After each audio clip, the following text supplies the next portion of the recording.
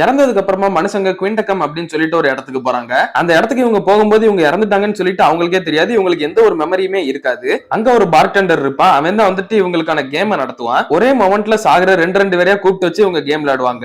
அந்த கேம் விளையாடல அப்படின்னா நாங்க உங்களை கொண்டுவோம் அப்படின்னு சொல்லிட்டு மிரட்டி விளையாட வைப்பாங்க. சோ இவங்களுமே உயிர் பயத்துல லேண்டு தான் ஆகணும். அந்த கேம் விளையாட இவங்களுக்கு கொஞ்சம் கொஞ்சம் பழைய மெமரிஸ் இவங்களோட ஞாபகம் வர ஆரம்பிக்கும். எண்ட் ஆஃப் த கேம்ல இவங்க வந்துட்டு நம்ம இறந்துட்டோம் அப்படின்றதையும் புரிஞ்சுக்கிடுவாங்க. பட் அந்த கேம் முடியறதுக்கு முன்னாடி இவங்களுக்கு வந்துட்டு ஒரு கிரிட்டிக்கலான சிச்சுவேஷன் அந்த பார்டெண்டர் கிரியேட் பண்ணுவான். அந்த கிரிட்டிக்கலான சிச்சுவேஷன்ல கூட இவங்க என்ன முடிவு எடுக்கிறாங்க, இவங்களோட டார்க்னஸ் வெளியே வருதா இல்ல அவங்க நல்லவங்களா இருக்காங்களா அப்படின்றத பொறுத்து தான் இந்த பார்டெண்டர் வந்துட்டு அவங்களுக்கு ஜட்ஜ்மெண்ட் கொடுப்பான். கேம் முடிஞ்சதுக்கு அப்புறமா அவங்களுக்கே தெரிஞ்சிடும் நம்ம இறந்துட்டோம்னு சொல்லிட்டு அவங்க கிட்ட வந்துட்டு என்ன சொல்லுவான் அப்படின்னா, நீங்க வந்துட்டு சொர்க்கத்துக்கு போறீங்களா இல்ல நரகத்துக்கு போறீங்களான்றத நாங்க தான் முடிவு பண்ணுவோம் அப்படின்னு சொல்லிட்டு சொல்லுவான். பட் இவங்க வந்துட்டு உண்மையிலேயே அதை முடிவு பண்ணல. ஒருத்தரோட சோல், அதாவது அவங்க கெட்டவங்களா இருந்தாங்க அப்படின்னா அவங்க வந்துட்டு வாய்டுக்கு அனுப்பிடுவாங்க ஒண்ணுமே இல்லாத இடத்துக்கு. அப்படி அவங்க நல்லவங்களா இருந்தாங்க அப்படின்னா அவங்களுக்கு மறுஜென்மம் கொடுத்து அவங்களோட சோலை வேற ஒருத்தர் உடம்புல போய் வாழ வைப்பாங்க. இதே மாதிரி மக்கள் நிறைய செத்து செத்து வந்துகிட்டே இருப்பாங்க. இந்த பார்டெண்டர் வந்துட்டு எப்படி ஜட்ஜ்மெண்ட் கொடுக்கும் அப்படின்றத நம்ம பார்க்கக்கூடிய ஒரு அனிமி தான் வந்துட்டு டெத் பரேட். இந்த கதை கேட்கும்போது ரொம்ப யூனிக்கா ஒரு ஃப்ரெஷ்ஷான கான்செப்டா உங்களுக்கு தெரிஞ்சிருக்கும். அனிமியுமே அதே மாதிரி தான் இருக்கும். இதுல மனுஷங்களோட எமோஷன்ஸ், அவங்க ஒரு கிரிட்டிக்கலான சிச்சுவேஷன்ல எப்பெல்லாம் நடந்துக்கிடுவாங்க அப்படின்றத ரொம்பவே கிளியரா காட்டியிருப்பாங்க. நம்ம சேனல்ல இந்த அனிமிக்கான வாய்ஸ் ஓவரும் இருக்குது. இந்த அனிமி இதுவரை நீங்க பார்க்காம இருந்தீங்க அப்படின்னா கண்டிப்பா மிஸ் பண்ணிடாதீங்க. ஒரு ஒர்த் வாட்சான அனிமி.